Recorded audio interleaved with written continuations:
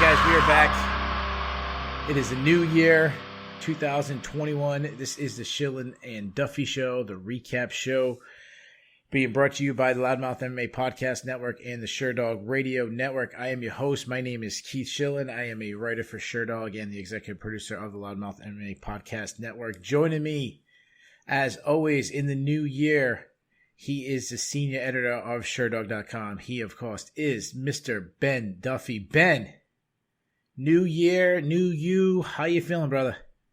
I'm feeling great. What a way to kick off the new year as somebody who watches and writes and talks about a lot of MMA.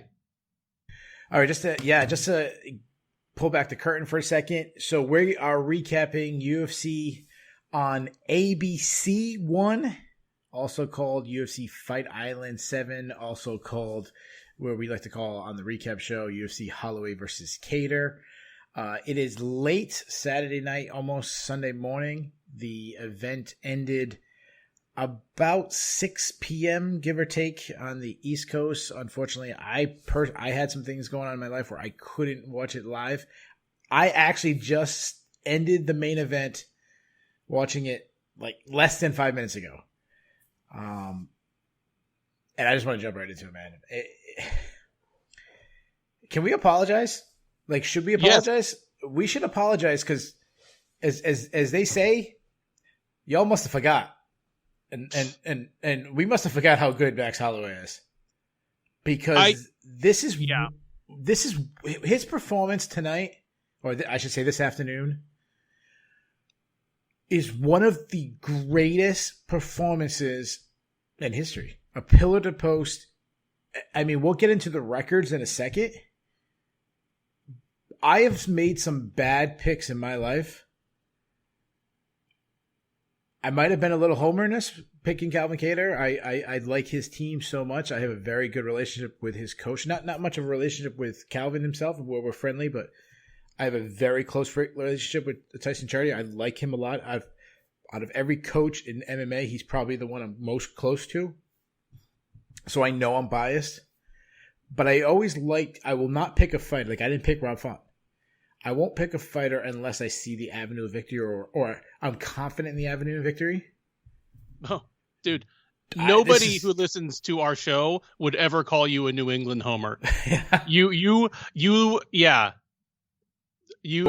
scorch the earth when it comes to your own stomping grounds. It takes a lot for you to talk up a guy from New England. And you believed in Kattar, so did I. And maybe I shouldn't pick anybody from New England again, because this is one of my worst picks ever. I mean, I had a bad night all night. I think I went 4-6. I believe we both did. I think I should have went 5-5, but either way, still, we'll get to that. I'm not bragging about 5-5, but I could have went 9-1, and it wouldn't have been a good night because how bad this one. This was one of the worst beatdowns. The beatdown of the year. I don't know who's going to write it for SureDog. Start writing it now. Nothing is topping what Max Holloway. I mean, we've seen 1-minute knockouts. We've seen Conor McGregor knocking out Jose Aldo one punch, but those aren't the beatdowns of the year. Because you could add in, there's some luck in there, perfect shot, a little fluky. When you utterly dominate a fighter like Max Holloway did for 25 minutes, like, there's no fluke in that. I'm thinking, like, you go back to the drawing board and do what? What could you possibly change? If you were a coach that would make it better the next time. There's not much. I mean, you and I were 2 of the 3 people out of 21 in the SureDog Pick'em that picked Kattar. I mean, I knew that he was an underdog for a reason, but I looked at it this way. This was the perfect Max Holloway performance. It's one of the greatest performances in MMA history. It's almost certainly going to be the beatdown of the year for 2021. But it was the perfect Max Holloway performance. All the things we talked about that he does well, that he at his best is unparalleled at doing, moving forward, throwing just long combinations, switching stances, switching locations, just overwhelming with volume. It was the perfect example of him doing that in light of who he did it to, a very credible top 10 guy. I mean, a guy that if Kattar had beaten Holloway convincingly, he'd probably be in line for a title shot, or at most one fight away. Like, this was a legit guy that Holloway completely overwhelmed. But when I looked at it, this is the reason I thought Kattar had a chance. I looked at the people who have stopped Holloway from doing Holloway things. And there's two examples you can look at. There's Alex Volkanovski and there's Dustin Poirier. That's it. Like, since he's been Max Holloway, not talking about, Conor McGregor, out wrestling him on one gimpy knee when they were both kids. In his prime, the only people who've really stopped him from doing his thing, have disrupted his rhythm, have been Volkanovski and Poirier. Volkanovski did it with a brilliant kicking game and just masterful, distance, footwork, use of feints. That's not Kattar. Poirier did it with power. They started exchanging. Holloway was outlanding him, but when Poirier's punches in particular landed, there was just some lead there. And I thought of Kattar as a guy like Poirier. It's not necessarily one punch knockout power, but it's power. And you brought this up on the preview. It's power that makes people change their game plan. Yeah. It's power that makes Jeremy Stevens shoot for a takedown. That's right. And I thought that's the path to victory. Like, Holloway could be outlanding him, but if he starts to feel Kattar's power, and Kattar's power, if it's as good as I think it is from watching his previous fights, that's what could stop the train from starting to roll downhill. It didn't happen. The train rolled downhill faster and harder than this train has ever rolled. It was an unbelievable performance. I mean, my initial analysis, it still looks right in hindsight. It just didn't happen. Holloway is better than I thought. He's not diminished at all in the way I worried he might be. And I still think Kattar's a top 10 fighter. This was not his fight. And as you put it, I don't know what adjustments he could make to make this look any different next time. No.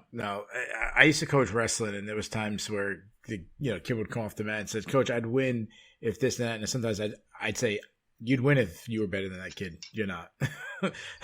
So, and what else could you possibly say to Calvin Kattar other than something like that? So you talked about the reasons why you picked Calvin Kattar. So I'll kind of explain when I do the preview my prep. Like, I will watch, I kind of write down my first initial thoughts about a fight before I look at any tape study. And then I go about 4 or 5 fights back or within a reasonable amount of time. And then I start watching the fights from scratch. And I start from the furthest one back that I want, and I work my way up. And I look for things they do, and I look for improvements I've seen from, 4 or 5 fights back. The main event I do the most fights with, and I kind of start going down. The co-main event I do second most, and then, prelims I don't do as much. New fighter on the scene, I might do a little bit more because I'm not as familiar. So there was some things about Calvin Kattar. I figured he's just as technical as Max Holloway, probably the most technical boxer that Max Holloway has faced in a really long time. Well, that was obviously wrong. He's longer than Max Holloway, which is really rare to be able to say. He probably, as we talked about, he's a very hard hitter. Max Holloway's been on a little bit of skid. He lost at that time. Lost 3 out of his last 4. Mind you, a lot of people thought he beat Volkanovski in his last fight. But, on his Sherdog record, on his professional record, he's lost 3 out of 4. And just the amount of damage he's taken. So I kind of probably said, but all those things weren't like the moment I decided to go with Calvin Kattar. It was in his last fight right before. So you mentioned Jeremy Stevens shooting, and that's something that stood out. I remember that. I was like, wow, he's deceivingly hard that Jeremy Stevens shooting. But when Dan Ige got hit with a shot and then he pulled guard, that was the moment I was like, wow, Calvin Kattar's a different guy. Well, I was wrong because Max Holloway, you were mentioning things that he did that was absolutely brilliant. Some of the things that stood out to me, everything you said, I agree with. He looks so much like Max Holloway's always fast. He looked like he was like even faster tonight. He came out the gate. We talked about as he builds, which he still builds as the fight went on, but he came out at a much faster pace than we usually see him. He skipped round 1. He just started as round 2 Holloway. Yeah. He came out in this crazy, we talk about insane. You talk about his output. His output was insane. He never let Calvin Kattar breathe. Not only was he coming forward, he never took a step. I don't know if it was DC or if it was Dan Hardy. What I'm talking about, like, he never took a step back. He always like was going forward and kept the pressure on him. The total, and I'm gonna go into his stats because the stats are insane, and we're gonna spend a lot of time in the main event. But he threw 746 total strikes in 25 minutes. He was attacking with combos. A lot of his combos were high and low. Like he'd throw to the head and finish with a hook to the body, or then body. Then he'd throw a high kick at the end. He was constantly cutting angles. He was throwing a lot of his shots. We always talked about Max Holloway just touching. He was putting a lot more power into his shots than I remember. His confidence was building as the fight was going on. He started like having swag, like, you know, Max Holloway's always this kind of cool guy with his son, but like he had this, like he had a chip on his shoulder, whether it was the fact that he thought he won the Volkanovski fight, the fact that people, I don't think he listened to this show, but people like me and you are picking Callum Kattar that he was only, I think he closed at a negative 155 favorite, and that kind of opened late, but it was hovering around like negative 130, so pretty close to a pick'em fight. Like he wasn't a massive favorite, you know. But out of everything was the variety. He threw everything tonight, whether it was up close, body shots, hooks. He did a step-in elbow that caught Kattar. I remember he was throwing high kicks late, body work, uppercuts. I mean, he was doing everything. At one point in the fourth round, he was unloaded, and he actually shot for a takedown. And I actually think at one point he had like mercy on Calvin, where he's like, oh, this guy's over. Maybe if I just take him down, that's when they'll stop the fight. Man, just absolutely incredible. And then I think it was the fifth round, he actually started like talking like junk, which we don't see that from Max Holloway. And I mean, he looked over at the commentary table where Cormier was sitting, yelled at Cormier, "I'm the best boxer in the UFC," while slipping and returning at Kattar. Because, I mean, this wasn't, Khabib talking to Dana while big brothering Michael Johnson. He had a guy who was still trying to finish the fight, throwing punches at his face, and he just like turned and yelled at Cormier while fighting. It was one of the most in the zone things I've ever seen. And this wasn't a grappler who's not, who's at this point forced to strike and not really a threat. This is a guy that all these positive things we said about Callum Kattar, which I still believe is true. One of the best boxers in the UFC, a guy that has power, and to do that, just insane. It was like something like Muhammad Ali would do. It was absolutely insane. I want to talk about the strikes for a second. I want to talk about the stats. We're not a big stat person. I think it's kind of boring for the most of the time when I don't break down film with the stats. I just don't believe in the stats. Usually when someone says, oh, this guy lands 8.6 strikes or whatever, I don't believe in that stuff because it depends on the level of competition, who you face. Like that's just not me. Some people do that. That's not me. I don't want to speak for you, but you seem the same way. You don't really get too much into the stats. I want to get in the stats of this fight though. Max Holloway landed 445 significant strikes. Do you know what the previous record was? I know it was his own record. Wasn't it like 280 or something? 290. 290. Max Holloway landed 155 more strikes than the record that he set himself, which I'm assuming is the Brian Ortega fight. I'm pretty sure it was the Brian Ortega fight. Pretty sure. Yep. Could take a friend who's never seen this fight, never seen the Brian Ortega fight, have them watch the Brian Ortega fight in one of the most lopsided fights in history, and then tell him, oh yeah, and he lands 155 more significant, not total strikes, significant strikes more on somebody else. Like you can't, you'd be like, where, when, how's that possible? He landed in round 4. He landed 141 significant strikes, which is also a record for one round. The total strikes, okay, let me back up. 141 significant strikes. Robbie Lawler versus Rory McDonald 2, many people believe is the greatest fight of all time. I personally don't, but whatever. That is, if we polled every MMA fan on the planet, I think that one might be number one total. The total significant strikes between Robbie Lawler and Rory McDonald 2, and I said a similar stat last a week ago on Shooting the Shit with Riley Contact, but similar.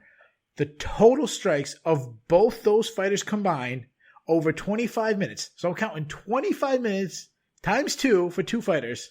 The total significant strikes in that fight was 156. Max Holloway by himself landed 141 in just 5 minutes in the 4th round. Like, what is this? This is the equivalent of a no-hitter or a perfect game. Like, this might be the best. I know, Ben. I know I'm going off the rails. I know I live in the moment, so talk me down. I know I do this. It's a flaw I do. But is this the single greatest performance in a fight ever? It has to be up there. I mean, if you argue that it isn't, then it's really just a question of what you value. You know, would you have valued something that, you know, like a finish earlier in the fight? But like I said off the top, it is the greatest Max Holloway performance ever. It is everything he does taken to its perfect logical conclusion. Which, if you really think about, is insane. Because you think about Max Holloway, I think about the Ricardo Lamas fight, where 15 minutes out of dominant, then he finished it like, let's throw it out in the middle. It's just this legendary moment. He has the Brian Ortega fight where he sets records. At one point, he's actually coaching his opponent. You got this moment. It's Max Holloway. I wouldn't put in the top 10, but a prime, like the peak, the very best of Max Holloway, which is we're still in it. He's had moments where it's been down, but if you could just take the best moments of his career and do that for all fighters, he would no doubt be in the top 10, probably top 5. Like, his talent is ungodly. Yep, he's unbelievable. I know. I don't know what to say. We probably should move on. But while I'm watching this fight, I kept thinking one thing over and over and over again. Now, I knew this performance was going to happen, so I wasn't able to watch live, but I still get updates on my phone. I knew it was one side. I knew the scorecards were really, really bad. We didn't even get to the scorecards yet. Let me give you those out before I forget. The scorecards were 50-43, 50-42, and I'm sorry, I don't have the third one. I only wrote those two. The other one's another 50-43. Okay, two so 50-43s and a 50-42. Yeah, 2 50-43s and a 50-42. I scored at 50-42. I almost went 50-41. How did you score it? I scored at 50-43. I gave Holloway 10-8 rounds in the second and fourth rounds. Assuming that the 50-42 scorecard also was a 10-8 in the fifth round, I have no problem with that. Yeah, I actually went. I think it was. I don't remember if I gave it the fifth or the third. I know the first round I did, but I did give 3 10-8 rounds. Okay, so let's talk about. Okay, so the scorecards were insane. It's one of the best one ever. Are you okay with the refereeing in this? Do you think Herb Dean should have stopped the fight? I would have been fine if Herb Dean stopped the fight, but I didn't find myself thinking in the fifth round, man, you need to stop this. Because the thing, Kattar's own toughness and his own power were his worst enemy, because no matter how bad he was getting beat, he never stopped throwing back. And honestly, he never stopped landing. He hit Holloway hard multiple times in every single round. It was just never nearly enough to stop the flood. So there was never a point where I thought, oh, Dean just needs to stop this. I was surprised. Well, no, I wasn't. Never mind. I wasn't surprised. I was mildly disappointed that they sent Kattar out for the fifth round. His corner did. Yeah. Okay. So I'm gonna put a pin on that because I want to just talk about this. I agree with Max, what you said about Herb Dean screaming about Max Holloway was putting the pressure on him, but Kattar did enough. He kept throwing back. He would land punches. He would land hard punches, and he did just enough. So every single time Herb Dean gave him that warning, you got to fight back. You got to fight back. He would throw something. And then when you look at his total significant strikes, he landed 133 himself. That's usually a pretty good performance. For example, Alex Volkanovski in the fight right before, when he beat Max Holloway, he landed 137 significant strikes. So he was only 4 strikes off of what Alex Volkanovski did. So I understand that. Now, I'm going to talk about the corner in 1 second because I was definitely bringing that up next. But when I'm watching the fight, the one thing that just kept going through my mind, even though I thought Holloway beat Volkanovski, and I'm okay with Volkanovski winning the second fight, I just kept thinking the same thing, like, how good is Alex Volkanovski? That he beat this guy twice? Yep. I just get like thought. I just kept thinking over and over and over again. So you said you thought they should have thrown in the towel. I 100% understand what you're saying. The fact that it's tough to throw in a towel on a guy who's a striker because he showed the power. He has been landed. If he lands one shot, he can win. That said, I think Tyson Chartier is one of the best coaches in MMA. He's definitely one of these breakout ones, starting to get his shine finally after all these years. I think he is. Nobody in the sport puts as much prep as Tyson Chartier is. I mean, I've seen his notebooks he has on fights. Like, he breaks down a guy like you wouldn't believe. So I think he's a phenomenal coach. I think he blew it tonight. I think he should have thrown the towel. I think the kind of damage you take in a fight like this can ruin a fighter's career. I'm with you. I mean, there's a reason that Dean was hovering in that corner after the fourth round. He was there for them to say he's done. You could hear that Kattar was in pain breathing, because I don't know how many body shots Holloway landed in the fourth round alone, but basically when he had him up against the cage, he was going to the body by preference. Just like 3 and 4 hook combinations, just right to the solar plexus and floating rib on both sides. Yep. You could tell that it was painful for Kattar to breathe. To send him back out after that with just the last thing, I believe in you, go shock the world, would have been great if he shocked the world, but you can't judge these things by the outcome. It was the wrong move to send him out, period. Yeah. Yeah, I agree. It's tough. I don't really want to talk about someone negatively that I think is a friend, but I think it also says a big thing on just the state of MMA, because it seems like it's something we talk about so much, where if this was a boxing match, a boxing cornerman probably would have thrown the towel. Yep. I think we need to see more fights getting stopped while they're on their feet. I still think Herb Dean did a good job tonight, but I'm just saying, I'm talking in general. Like, a lot of times the referees will wait for them to fall down when they're already done. Like, don't wait for that moment. It's tough. All right, so Twitter's going crazy. I've been saying, Max Holloway is the best featherweight in the world. Obviously, a smack at Volkanovski, a smack at, if you want to go with the Bellator or Pitbull. I hate when guys fight someone a third time. Sure. But especially I mean, obviously, if it's 2-0 in one direction. Yeah, I should have said that correctly. Yeah, if one guy's up 2-0, not if it's 1-1. But it's going to be awfully hard to deny Max Holloway getting the title shot after a performance like this. Especially because what else can you possibly do for him? Like, literally the only other thing you could do for him right now that wouldn't be insulting would be Zabit. Yeah. Nope. You kind of answered my question. So you say either a title shot should be at 145. And really, for me, Holloway showed enough tonight that it's up to Holloway. If he wants to wait until Volkanovski and Ortega handle business, that's fine. If he wants to fight sooner than that, I'm sure Zabit does, because at this point, Zabit versus Yair Rodriguez has fallen apart. I mean, it's approaching Tony versus Khabib levels. Zabit is done with the guy. Yair is making an ass of himself on Twitter. Like, just forget about that and get Zabit in the cage. And what a fight that would be. Yeah. So Max, he's in a tough situation for many reasons. One, he could wait. He might not get the fights, considering Alex Volkanovski's beaten twice. If Alex wins, I think definitely lowers his chance of getting a title shot.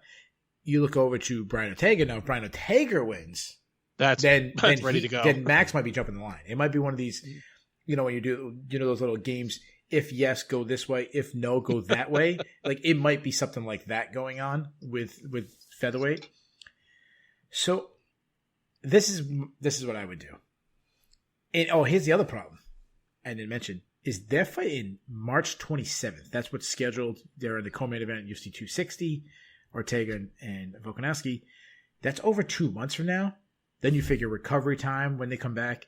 They're probably returning summertime. Does he want to take another 6 months off? I don't know. Maybe he does. Maybe he doesn't. We'll get to something he said in the post-fight interview. I'm going to save that till later. But this is what I would do. I would have Max Holloway be a floater between both 145 and 155.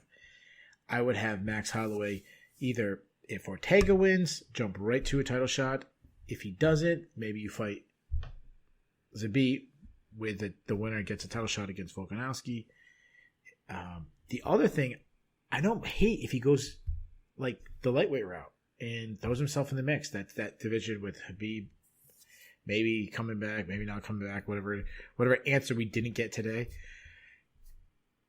I like Holloway back in that mix. I'm thinking right now, like this, McGregor and Poirier fighting each other. You have Hooker and Chandler fighting each other. Tony Ferguson, Gaethje's got to fight Diaz. Tony Ferguson doesn't have a dance partner so right now. I would love Max Holloway and Tony Ferguson. I like that. And I like Holloway stepping in for either of the two big lightweight pairings, or, if he feels like it, against the winner or loser, one of those. I mean, there aren't a ton of good fights for him at featherweight. There are a ton of interesting fights for him at lightweight if he wants to go back that route. Yeah. Yeah. A lot of times this is why I don't like automatic rematches immediately, because then you kind of kill a guy.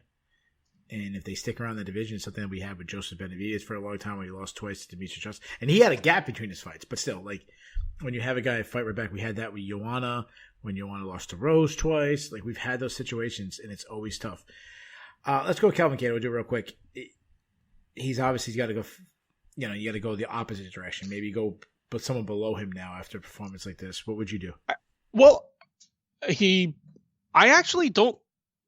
What I'm going to suggest isn't necessarily a step back, because the problem is he's already beaten most of the people behind him in line. He's beaten Jeremy Stevens. He's beaten Shane Burgos. He's beaten Dan Ige. I think he should fight Korean Zombie. I like that. Korean Zombie, after his loss to Ortega, I said Korean Zombie needs a step back. Maybe he'll be a top 5 featherweight again sometime in the future, but for his next fight, he needs to step back to someone in that 8 to 15 range, preferably coming off a loss. That is Calvin Kattar right now. I want that fight. Yeah, it makes a lot of sense. Both guys are kind of in the same situation. Both guys got utterly dominated. You would bury the guy who lost. They would fall, they'd be in a big, tough situation, but the winner would obviously have a bounce back. I'm going the opposite way. I would go down the rankings, and a guy that he hasn't faced that I think would be a very fun matchup, and a guy who kind of deserves to take on a top guy in the division. So I would put him against Sadiq Youssef. That's a matchup that I think would be fun. That's what I would do. I think that'd be a hell of a fight. It's something about, we've mentioned this before. You can't make a bad fight at the top of the rankings at 145. There's like 145, 155, 170, 135. You can't make a bad fight. It's just absolutely loaded. All right, let's move on. We spent a lot of time in the main event. We'll probably breeze through the rest of the card, because the rest of the card didn't have anything too significant in the rankings. But in the co-main event, we had Carlos Condit versus Matt Brown. Carlos Condit won a unanimous decision, 30-27 on all 3 scorecards. I'm going to say right now, I didn't like the 30-27. I thought Matt Brown won the first round. Mm-hmm. That said, there's no controversy, because I thought Condit clearly won the last 2 rounds. We waited 7 years for this fight. It was originally booked 7 years ago. My question to you, was it worth the wait? Yes, it was far better than I expected this fight to be in 2021. I still would rather have had it in late 2013 or whenever they were going to do it, or, in 2013 or whenever they were going to do it. But it was much better than this fight had any right to be in 2021. Yeah, so I was ready, before the Court McGee fight, I was ready to write off Carlos Condit as being completely done. Matt Brown, I have already written him off being completely done. So even with the Court McGee fight, I was like, I'm a little more confident in him, but I don't see this guy as a contender. I still look at him as a low guy in the division. Condit showed to me that he still has some left in the tank. As far as Matt Brown, I really liked Matt Brown's strategy to turn it into a grappling match. That's the way you beat Carlos Condit. Unfortunately, I think at this point in his career, he just didn't have the tools or the stamina to be able to execute the strategy. Agree or disagree? No, completely agree. And it's not as though Brown has just completely morphed into a different and worse fighter, or he's fallen completely off the cliff. He's the exact same fighter he was in his prime. It's just a slow erosion. I mean, he lost this fight because he was the more tired man sooner. Even in his prime, his gas tank was one of his liabilities. You know, he was just a brutally fast starter, high pace, and he would just get tired. You know, that's what he was tonight, just an even more accelerated version of that. But I agree, like, great strategy on his part. Somebody on Twitter, and I wish I could remember who it was so I could give them proper credit for this, but said that Matt Brown is the master of the long clinch. Like, he came at Condit like a zombie, just arms outstretched, because he knows once he can get his hands on you, he's still so physically strong. His clinch just still offers him so many weapons. And once he gets his hands on you, a lot of his opponent's speed advantage is neutralized. Yeah. It was the perfect thing to do. It just didn't work. And that's okay. Somebody has to lose. Yeah. So that guy on Twitter was me. I actually was on who tweeted that. No, just kidding. I kind of wish it. No, I totally understand it.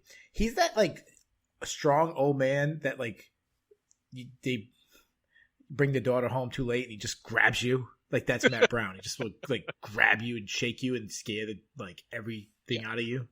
I don't know if Matt Brown has a daughter, but I feel bad for future boyfriends coming around. So I'm with you. I thought it was a pretty entertaining fight for what I was expecting. Especially if you went the decision. I didn't expect it to be as fun as it was.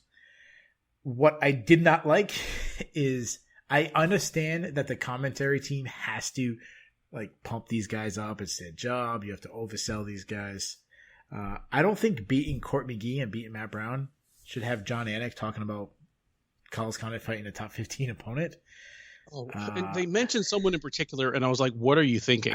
I'm trying to remember who. I know DC was talking about, like, him making a title run. Which, like, he beat two washed up fighters. Like, his next fight should be Diego Sanchez. Like, that's who he should fight.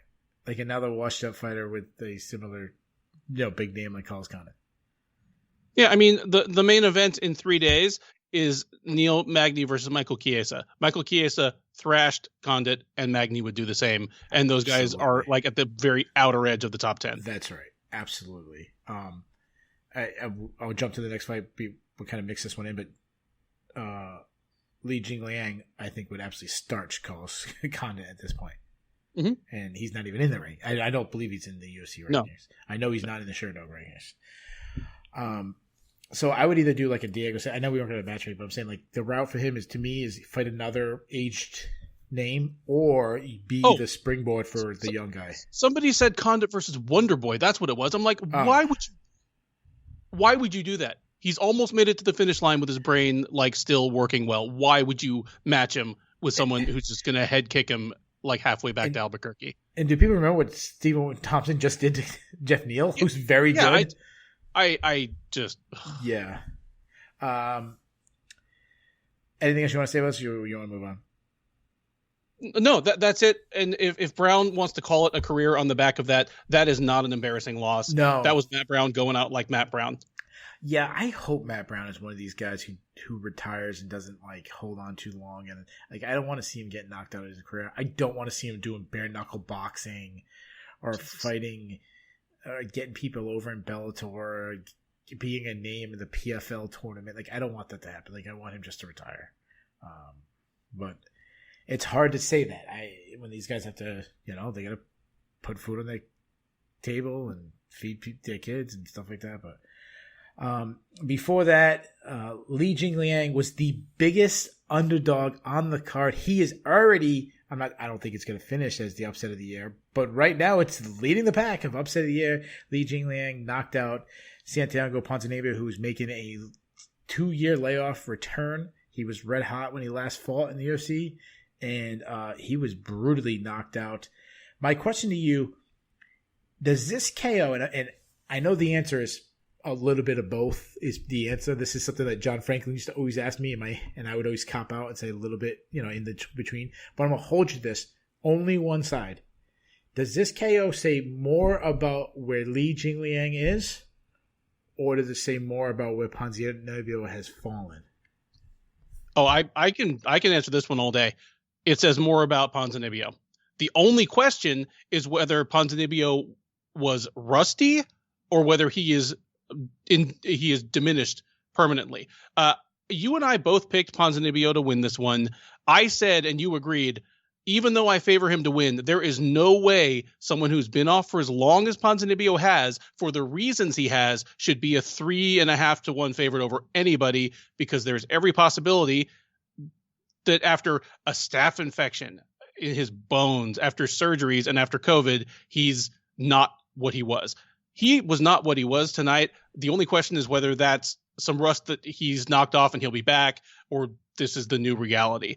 He looked off. He looked like himself, just slower and out of rhythm. I said on the preview, this should be a perfect matchup for him.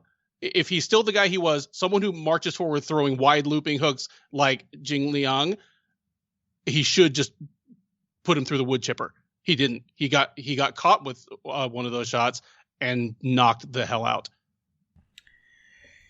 Yeah, I totally agree with everything you said.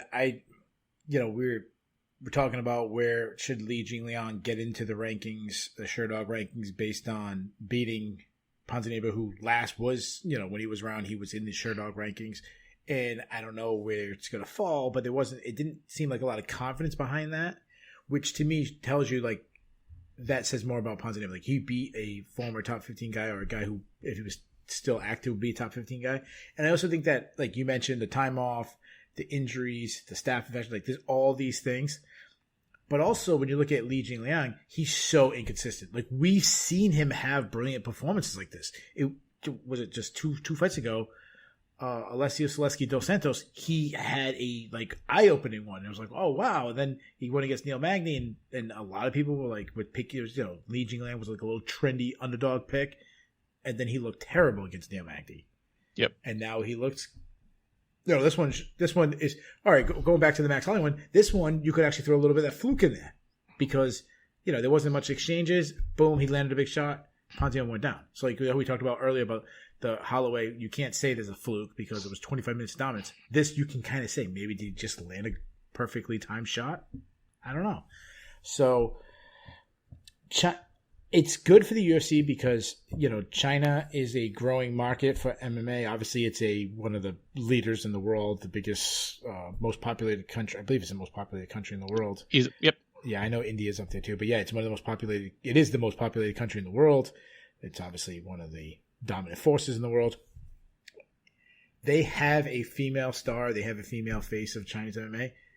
They want Li Jingliang to be the male face. Oh, they've wanted that for so long. I mean, 10 years ago, they had Sean Shelby over there like scouring these Sanda gyms and bringing back people like I can't even remember the guy's name anymore. The first Chinese guy they brought back, the Mongolian Wolf guy that they wanted to win so bad they brought Jason Reinhart back to the UFC to fight him. Like, and his name like escapes me because he went like he beat Reinhart and then like lost 2 more fights in a row. But they've wanted Chinese stars for a decade. They want even more now. Maybe Lee is it. I wouldn't have called that 2 years ago, but yeah, he's a hell of a fun fighter to watch. And on the right night, he looks like a top 10 fighter. Yeah. I hope Ponzinibbio gets a kind of softball fight in his next one. Hopefully he comes back, but he's an older guy. Like he's in his mid-30s. So, he's 34. Yeah, he's 34. It's not really the time to miss time. Like 32 is probably your prime for most guys. Obviously, you have the exceptions, the Randy Couture's, the Daniel Cormier. Those are the guys that are exceptions. But for most guys, that's the range. We just talked about the biggest underdog on the card winning. This fight didn't close as the second biggest underdog, as I think David Zawada actually finished, but one time it was the second biggest underdog, and that was Joaquin Buckley being a huge, massive favorite over Alessio Di Chirico. Apologize if I've heard his name pronounced a million times. I'm trying to go. I think that's how I wrote it down phonetically. First round KO, high kick, beautiful knockout. Buckley looked good at early. He was moving well. He was kind of flowing very well.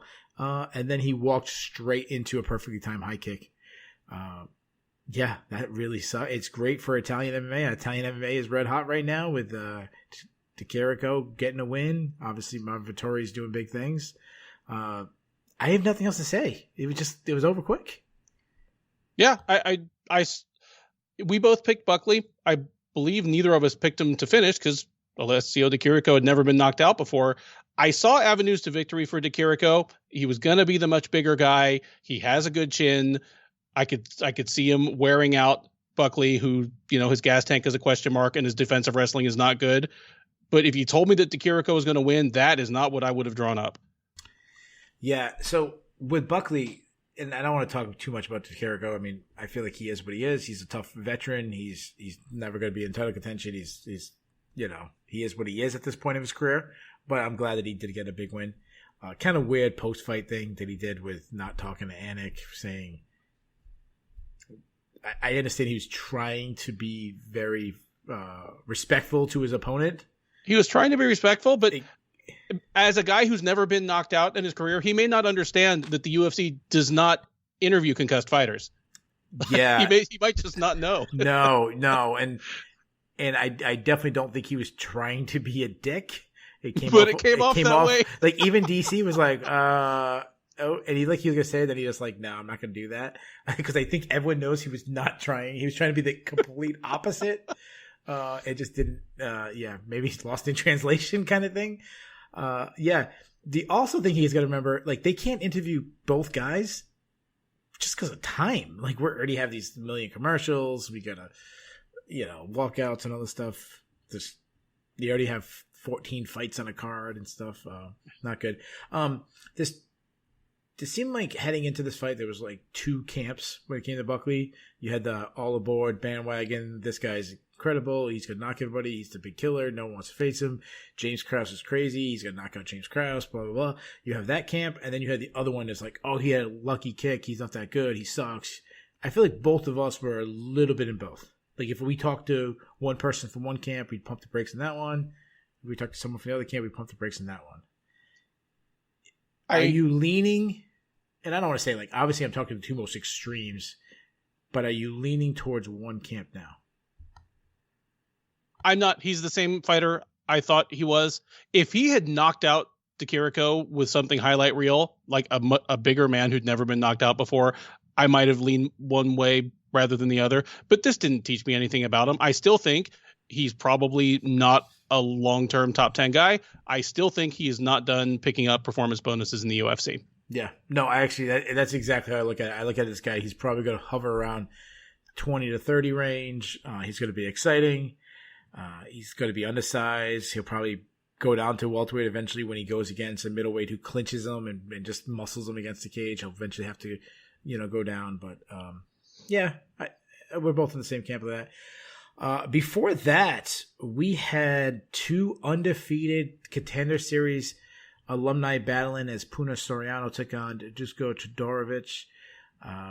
Todorovic is the first one to get the L as Puna Soriano knocked him out in the first round. So Todorovic looked really good early. Like, he was flowing, he looked fluid. He was landing teep kicks and punches. He looked quick. But something we were talking about on the preview is he relies so much on head movement, and it's a danger. You talk to boxers, I've done a lot of boxing. I've talked to fighters. I've coached.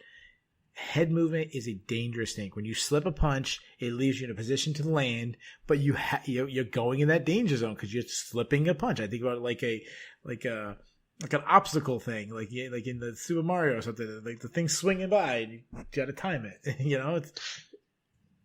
Don't let it hit you. And even when he was winning in kind of the first half of the round, he was making me nervous for that reason. Because not only was he relying so heavily on head movement, but it was one particular kind. Like he was, leaning straight back to get out of the range of. He was pulling. They were pulling. Yeah. He was, and that was pretty much it. It made me think of the first Anderson Silva Chris Weidman fight. Yeah, dude, that's so funny. I literally wrote that down. I was going to mention that. Like, it's a dangerous thing because you're pulling. You have that kind of like Matrix moment where the punches come and you stop. You look. Oh, not Matrix. Spider-Man in the Spider-Man movie, the punch comes and he stops. He looks at it like it's that close, and you're playing with it. And he doesn't like. He's even playing that game. But when you slip a punch or you pull a punch, you have to counter it. You take the chance to counter because it leaves yourself in position to land the shot. He doesn't even do that. He kind of clowns a little bit. He speeds. He's an in and out fighter. But on his way out, he instead of covering up, he drops his hands. And Puna has like big power, like something we talked about. He's accurate. I love Daniel Cormier started talking about that he was kind of chasing him with looping punches, and when he changed, it came straight. That also changes the way you can slip punches. And if you're pulling back, obviously a straight punch, you get more distance with a straight punch than you do with one that's coming on an angle, because obviously your arm is bent a little bit. So even the way he's slipping punches, he's losing a little distance now. Great adjustment by Puna Soriano. He caught him a couple times with it. I think it was the third or fourth time he finally put him out. And what a great win. And another thing about the power, this thing changed on a dime the first time Soriano hit him hard in the head. Like, it was game-changing power.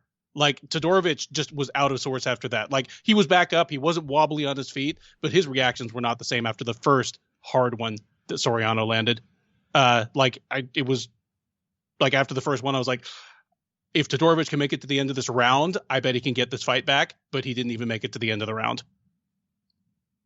Yeah, no, he was in big trouble. And Soriano's the guy he's also been out for a long time. So, didn't work out for Ponzinibbio, but it did work out for Soriano, who's been off. And we talked about the things he's been dealing with, concussions, all the stuff, things that weren't too confident. He didn't fight all 2020, but probably looked better than ever. That was the main card. Let's move over to the prelims. We're going to kind of breeze through these a little fast. Yanan Moon took on Jocelyn Edwards. Edwards making her UFC debut. Jocelyn Edwards picked up a unanimous decision, won on all three scorecards, 30-27, 30-27, 29-28. I think it was a good performance. I think she's only 25 years old.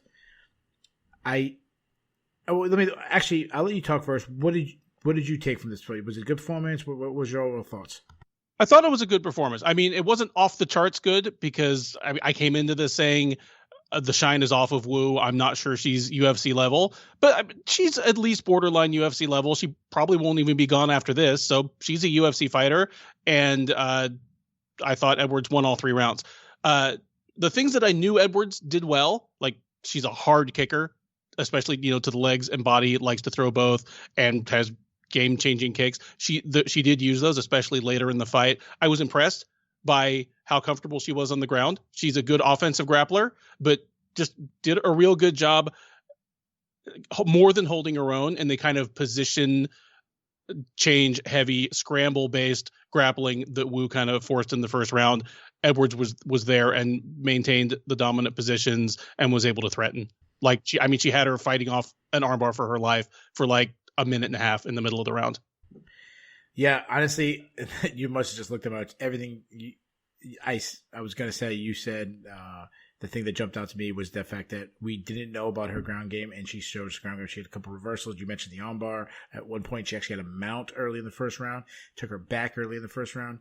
I think it was a pretty good performance. Before that, we had Justin Tafa taking on Carlos Felipe in a split decision.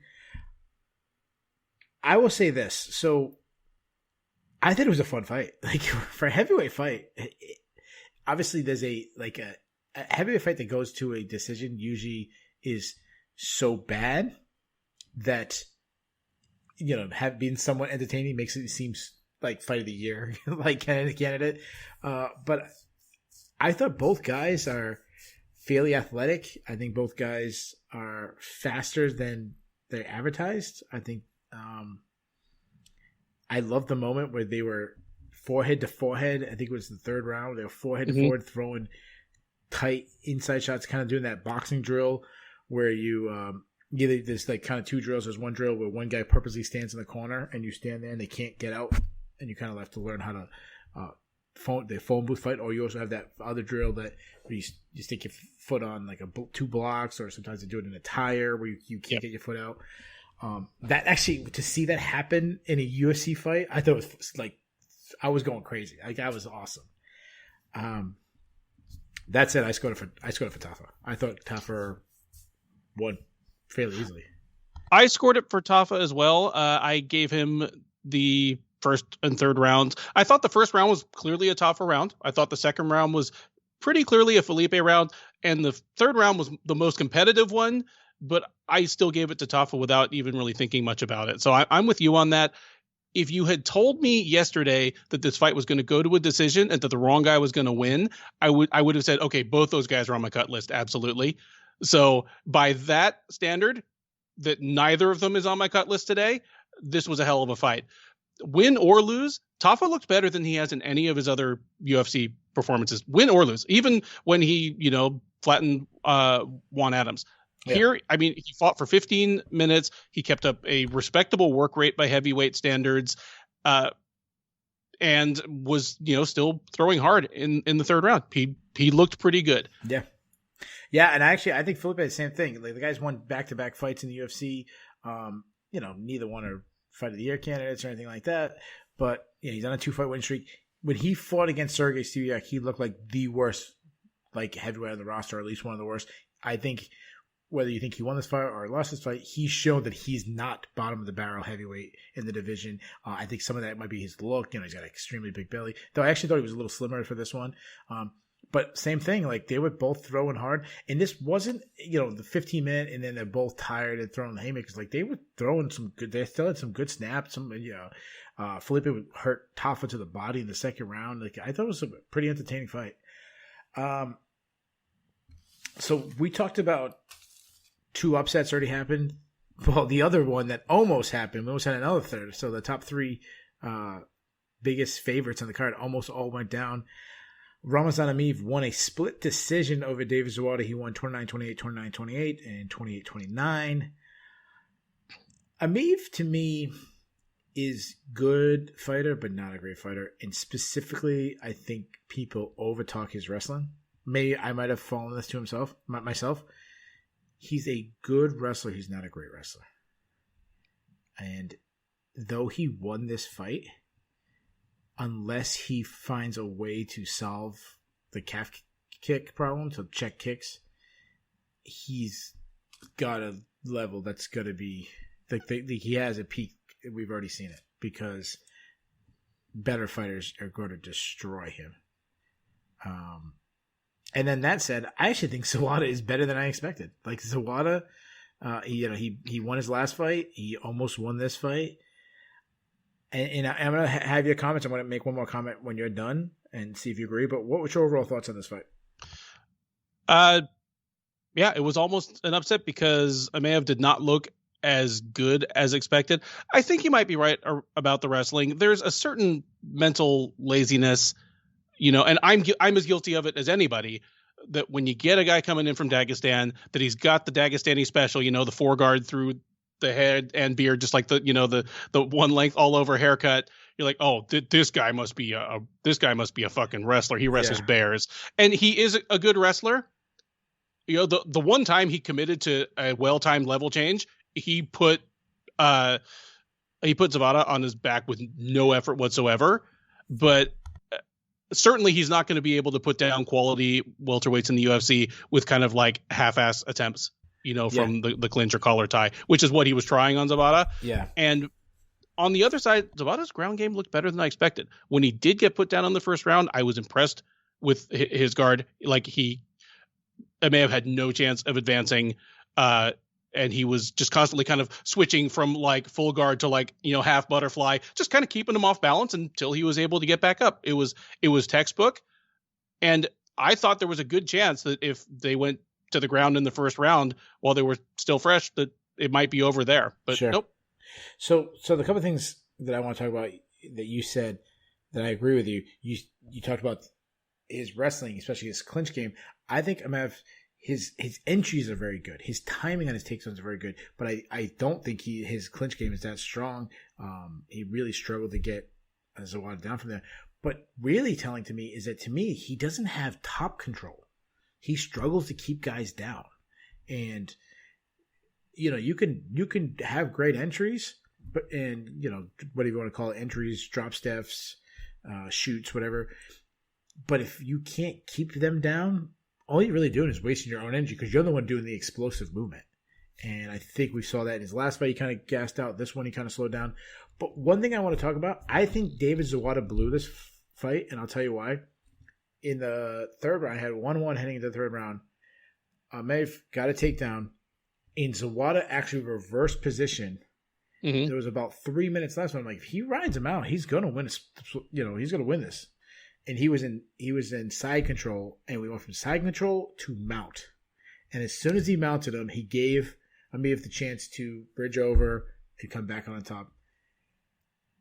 I'm going to rant on the side. I don't think mount works that effective in MMA. I think it's something that it's a point thing, and you get points for it. In jiu-jitsu, you can kind of hold down. You can put the grapes in jiu-jitsu. It doesn't work. Obviously there's the elite of the elite grapplers that it will work. But generally speaking, I don't think so. It works that well in MMA. And I think if he stayed in side control, Zawada would have won the match. Just my take. Agree or disagree? I think it would have given him a better chance to, for sure. All right. And I'm glad you just said that, because someone did not give them a very good chance of winning, and that was Sarah Morris in her one of the worst strategies ever in MMA when she lost a unanimous decision to Vanessa Mello, 30-27, 29-28, 29-28. First of all, the fight was terrible. I always kind of write my grade next to the fight just to remember. I put an F. The fight was terrible. Yep. Mello just followed Morris, and Morris just ran and jabbed the air. She wasn't even trying to land punches. And it come down to Morris' volume at the air versus Mello's power into the air. I do believe the commentary team was exaggerating Mello's power a little bit. They kept making it sound like she was Mike Tyson when she landed punches. I don't know. I have nothing else to say. Like, this fight sucks. The most entertaining I was when Sarah Morris was shocked that she lost because she ran away from the girl. This fight sucked. Do you have anything to add? It's interesting. My notes, about 2 minutes into the fight, I typed in Morris's striking looks better, period, more purposeful. By a round later, I no longer felt that way, but I left the note up there so I would remember to mention it. Because before, she just had the most purposeless striking. You pick any Sarah Morris fight, and she's just kind of throwing combinations at the air until she thinks it's time to, clinch and try for a takedown. If you do that and you don't try for a takedown, you're going to lose every single fight. But early in the first round, she was giving ground, she's coming back with a jab. I'm like, this looks better. This looks purposeful. She's trying to get her to chase her, run her into counters, just keep her on the end of her jab. This is pretty good striking for Sarah Morris. And that just went out the window. And yeah, by the end, she was just throwing loud key eyes at nothing. It was like Caitlin Chukagian, only without the actual hitting the other person part. It was, wow. Yeah. What a nightmare. Yeah.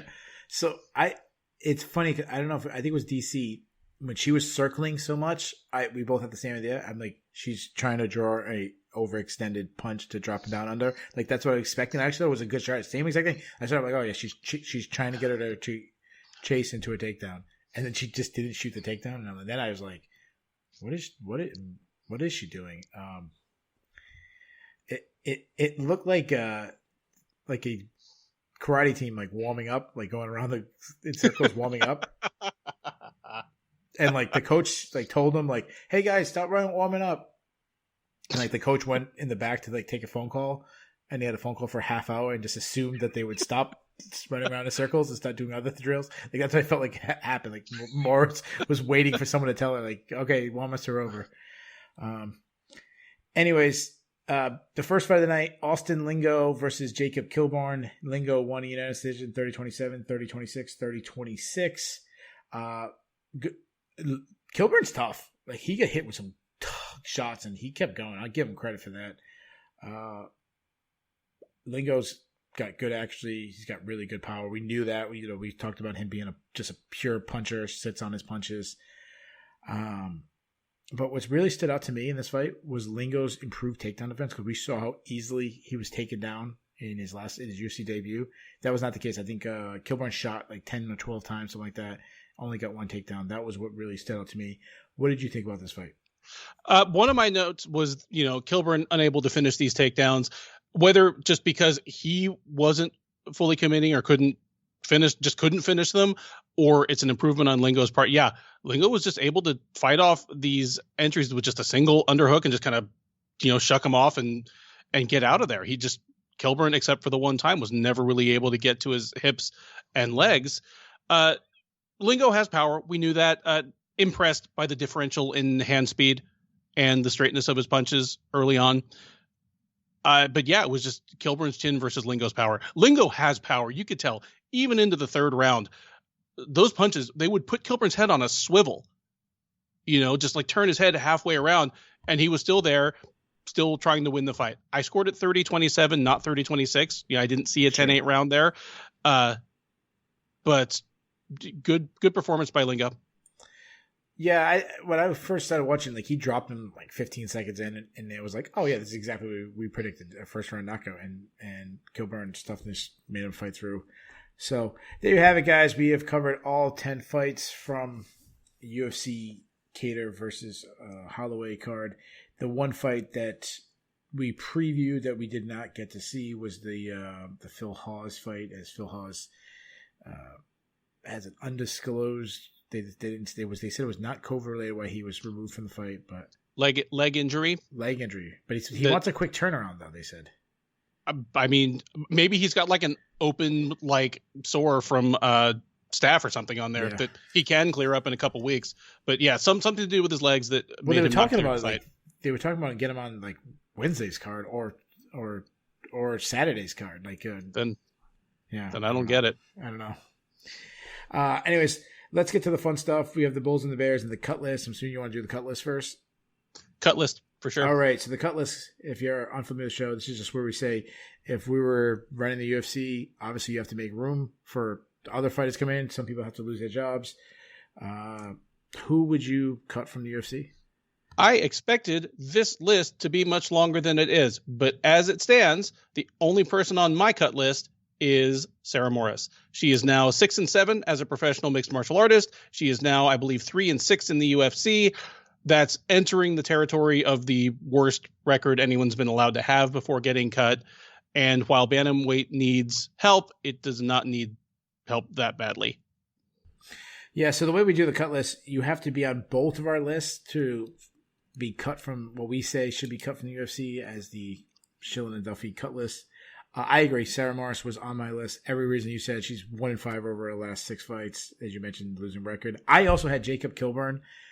He's 0-2 in the UFC. I just don't think he's UFC level. While he's extremely tough, he's also at 145. Is one of the best divisions. I think someone else. But you did not have him on the list, so Jacob Kilburn, you make it at least one more. And I'd fight for that. Losing to Billy Quarantillo and Austin Lingo, I think a year from now we'll look at that as, it's not that bad. Yeah, they're good prospects. Yeah, you're right. They're good prospects. Well, let's get to the Bulls and the Bears. The Bulls and the Bears is a stock market reference. When the market is a bull market or bull stock, that's when it's on the rise. When it is a bear market, that's when it's going down. We do it kind of hockey style when you can pick up to 3 stars. We kind of count them down 3, 2, 1, meaning 1 is either, if it's a bull, the person who had the best night or stock rose the most. If it's a bear, your number one bear, you had the worst night. Do you want to keep in the negative and do the Bears? Let's do let's do Bulls. Okay, let's do. You want to go first? You want me to go first? I'll go first. Okay. My number 3 Bull will be Alessio Di Chirico. Big upset, sensational upset. He was almost certainly out of a job if he did not win this fight. And he kept his job, and we are talking about him tonight when we otherwise wouldn't be. Number 2, Max Holloway. Max Holloway came into this fight with questions about him. Yes, he was favored. He was not that heavily favored. He put on one of the most dominant performances you will ever see in mixed martial arts. I asked you off the top last week, before I even let you talk about the fight, how much would it take for you to want to see Max Holloway fight Alexander Volkanovski again? I asked you because I thought you'd feel like me, where the answer was a hell of a lot, and I can't even describe to you what it would have to look like. He could not have put on a better performance tonight to convince me that, okay, maybe we do need to see these guys run it back again. Yeah. Because not only is he as good as he ever was, he has looked improved since going to this like ultra low sparring format. He seems fresher. He seems faster. His gas tank seems better. Yeah, like, that's a good point.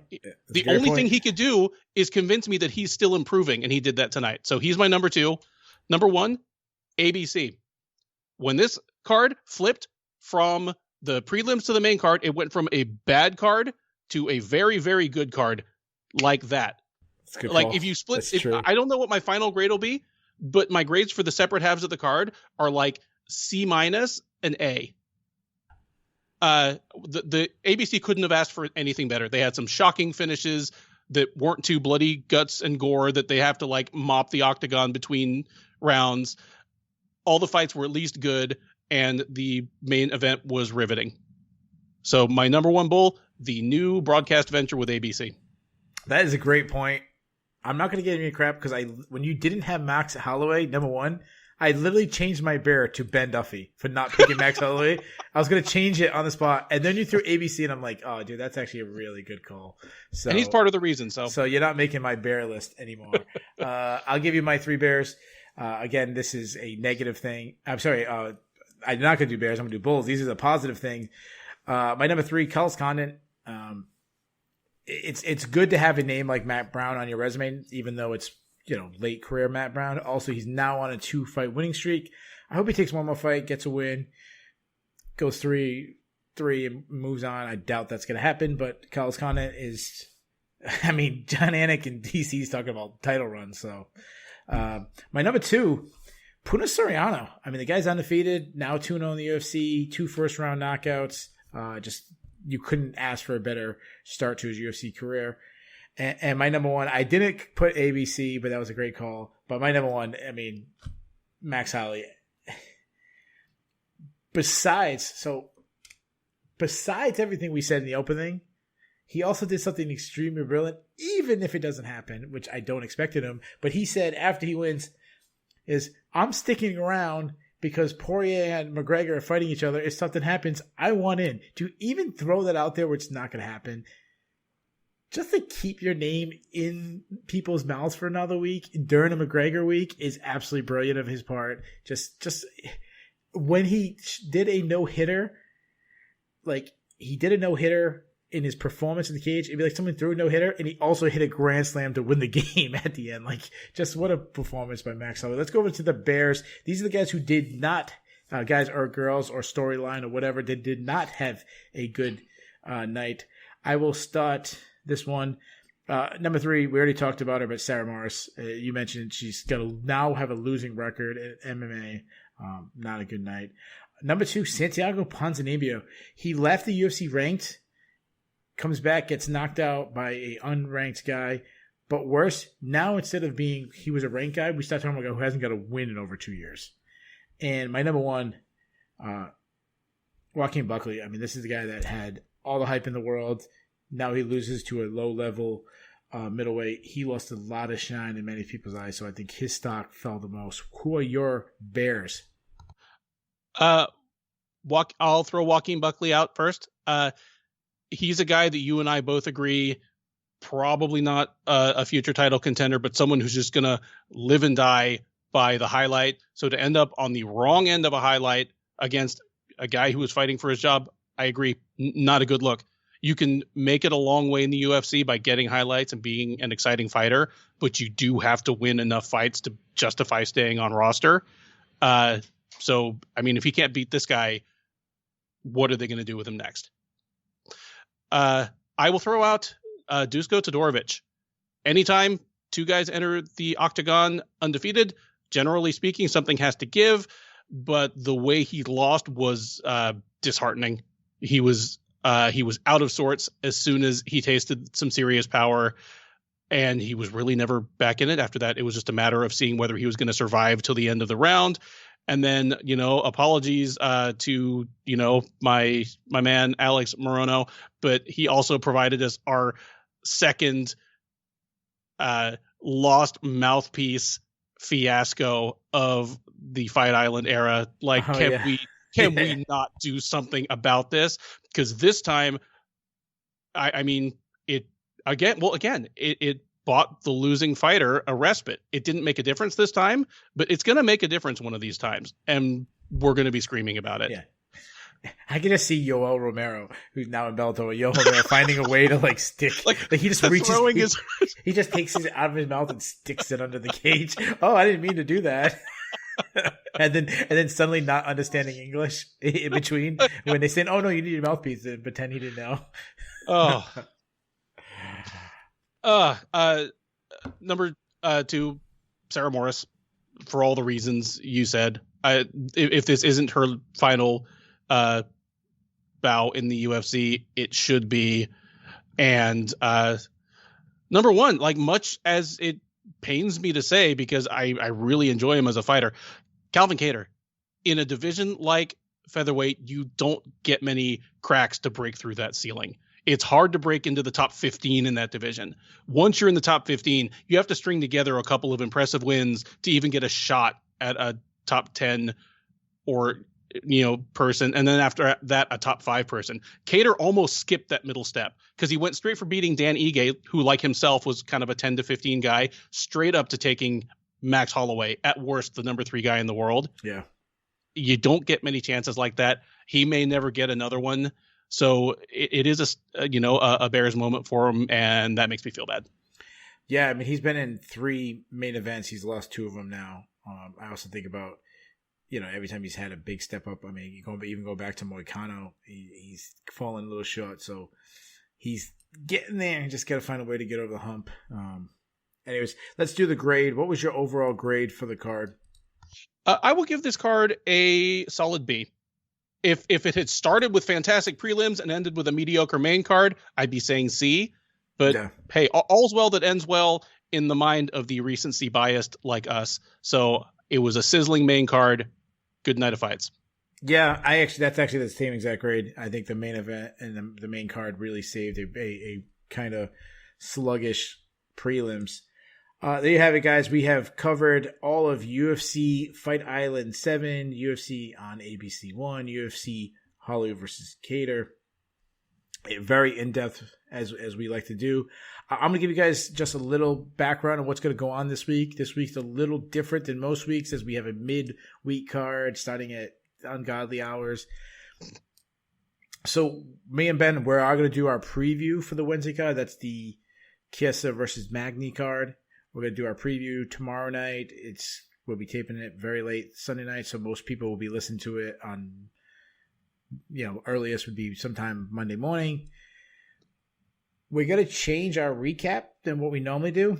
We're going to do a very small, short recap for that card, basically focusing just on the main event and then the fun stuff at the end. Because that's going on at Wednesday, we would obviously recap it right afterwards, but it's also, big pay-per-view week, Conor McGregor. That's going to get more of our focus. So that recap is usually, it's just scheduled to happen the same time we do our preview. So we're just going to do a very short recap, and then we're going to do our preview. As Ben is sending me things privately to try to mess me up. So we're going to do the McGregor Poirier preview, the in-depth preview we do, and then obviously after the pay-per-view we'll do our recap. So the only changes will be a shorter preview on Wednesday. We'll try to keep it very short. And that's it, guys. So just kind of give you guys an update. Ben, tell the people where they can find you. Well, you can find me on Twitter at Benjamin Duffy. You can also find me on Instagram at that same handle if you want to see pictures of food that my wife tags me in. So yeah, don't bother with my Instagram. You can find me at SureDog.com, where I am an editor and contributor. There you go. And you should already know that. You should always be checking out all Ben's stuff on SureDog. You can follow me on Twitter at Keith Shillan MMA. We'll be back very soon for a recap. I mean, not a recap, of a preview of the Michael Chiesa versus Neil Magny card. See you guys then.